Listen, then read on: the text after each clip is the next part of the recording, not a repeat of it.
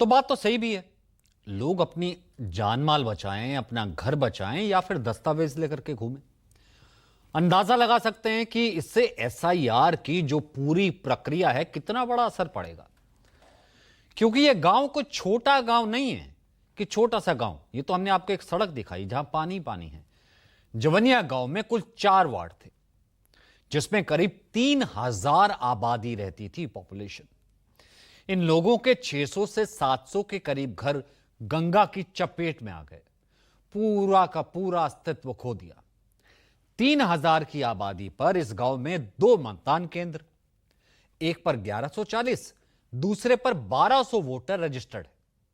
इनमें से एक मतदान केंद्र पूरी तरह से गंगा के गर्भ में समा है।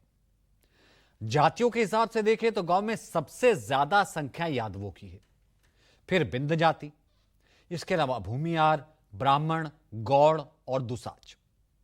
यह गांव आरा के शाहपुर विधानसभा क्षेत्र में आता है, जहां से आरजेडी के नेता शिवानंद तिवारी के बेटे राहुल तिवारी मौजूदा विधायक है।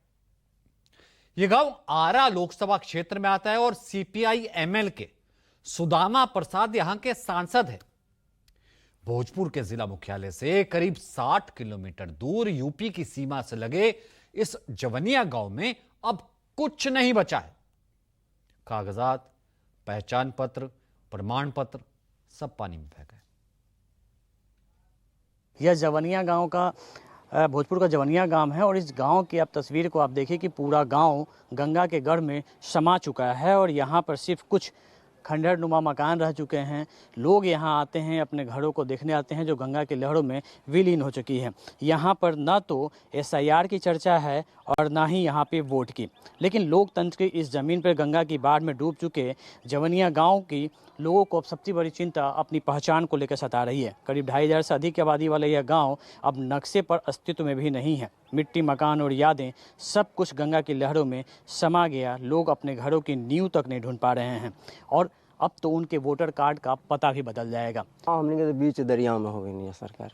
पूरा घर चल हाँ, पूरा हमने का घर चली गई। बिहार में चल रहा है, वोटर लिस्ट वाला चल रहा है, तो वो काम हुआ था आप लोग के गाँव में? वोटर लिस्ट में जैसे कि नाव जोड़े के अथी होता है, ठीक न, तो ओकरा में डॉक्यूमेंटे आता ना मांगाता नु कि ना डॉक्यूमेंट जुटी या ना नाव वोटर लिस्ट में जुटी। तो हाँ, कुल हमने का पास प्रूफ मैंने आधार कार्ड बाटे, क्या बोलो हमारा आधार कार्ड देखी पुरान के बाटे। गांव में आबादी कितना लोग रहे? ये तो हमने के दोनों माने 4 नंबर 5 नंबर दोनों वार्ड में मिला के माने 1100 आदमी रहन। जब तो मन को जब दो गई तो कहाँ से मैंने नाव अब जुटी रोरे बताई और जब अपन हमके पहचाना में खो गई कि हमके हई जे गांव रहला के दौड़ के आइता रे चल हो जे गांव पे हम वो तो हमके पहचाना में खो गई। हमके रोड राही पर रहत नहीं जाए, तब कहाँ से हमके जोड़वाई जना। बीएलओ साहब आ रहे हैं, लेकिन सर बहुत लोगों का डॉक्यूमेंट जैसे कि आधार कार्ड वगैरह हुआ पानी में बह चुका है। मान लीजिए लोग अपना सामान निकालने में तुले हुए हैं कि कैसे भी कुछ खाने पीने के भी वस्तुएं हम निकाल सके ताकि हम बांध पे भी जाके शरण लेंगे ना तो हम वहाँ पे खा पी सकें। तो उसमें डॉक्यूमेंट इधर उधर लोगों का हो गया, कितने लोगों का नाम कट जा रहा है इसमें डॉक्यूमेंट के अभाव पे। शिकायत भी बहुत लोगों का है लेकिन नहीं जुड़ पा रहा है सर। जब घर ही नहीं है, जमीन ही नहीं है, जमीन के ऊपर पानी है, जमीन का अस्तित्व नहीं है, तो जमीन पे मैं रहता हूं या आप रहते हैं, उसका कागज कहां से लाएं? अब यह रिपोर्ट और यह तस्वीर मुख्य चुनाव आयुक्त को भी देखनी चाहिए, जिनसे जब यह पूछा गया था कि बाढ़ के समय में बिहार में एसआईआर कराने की जरूरत क्यों पड़ी, यह कैसे संभव होगा, इसके जवाब में उन्होंने कहा था कि 2003 में भी एसआईआर हुआ था और उस वक्त भी जुलाई था, उस वक्त भी अगस्त था, तब भी सब कुछ पूरा हो गया था। बात आई कि साहब जुलाई में क्यों, उस समय मौसम अच्छा नहीं होता। तो आपकी जानकारी के लिए मैं बताना चाहता हूं कि बिहार में इसके पहले भी 2003 में एसआईआर हुआ था और उसकी तारीख थी 14 जुलाई से 14 अगस्त और तब भी सफलतापूर्वक हुआ था और इस बार भी सफलतापूर्वक सबके इन्यूमरेशन फॉर्म्स वापस आ गए। तो इन सबके बीच आज बिहार में हाई प्रोफाइल सियासी घमासान भी देखने को मिला। रोज चल रहा है, एक तरफ एसआईआर के खिलाफ लोकसभा में नेता प्रतिपक्ष राहुल गांधी हैं, साथ है तेजस्वी यादव सड़कों पर उतरे हुए हैं।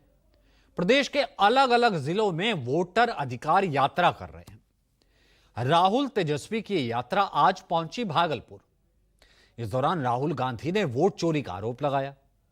बीजेपी और पीएम मोदी पर एक बार फिर से हमला बोला। दूसरी तरफ पीएम मोदी भी आज बिहार पहुंचे थे, गया जी। पीएम ने राज्य को 12,000 करोड़ की सौगात दी। उन्होंने कई परियोजनाओं का शिलान्यास किया, लोकार्पण किया, साथ ही उन्होंने 2 नई ट्रेनों की सौगात दी। इस दौरान एसआईआर का विरोध कर रहे कांग्रेस और आरजेडी पर यह कहते हुए हमला किया कि ये बिहार के लोगों का हक छीनकर घुसपैठियों को देना चाहते हैं। सुनिए। 4-5 दिन से यात्रा में हूं, वोटर अधिकार यात्रा, और मैं आपको बताना चाहता हूं, हजारों युवाओं से मिला हूं और सारे के सारे कह रहे हैं, 2 चीजें कह रहे हैं। पहला, हमें रोजगार चाहिए, हमें कर्नाटक में नहीं, तेलंगाना में नहीं, बिहार में रोजगार चाहिए। और दूसरी बात, वोट चोर, वोट चोर, वोट चोर, ये 2 नारे हैं। एक, हमें रोजगार चाहिए, दूसरा वोट चोर, गद्दी छोड़। इस खतरे से निपटने के लिए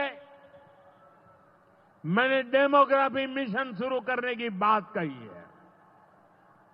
बहुत जल्द ये मिशन अपना काम शुरू करेगा। हम हर घुसपैठियों को देश से बाहर करके ही रहेंगे।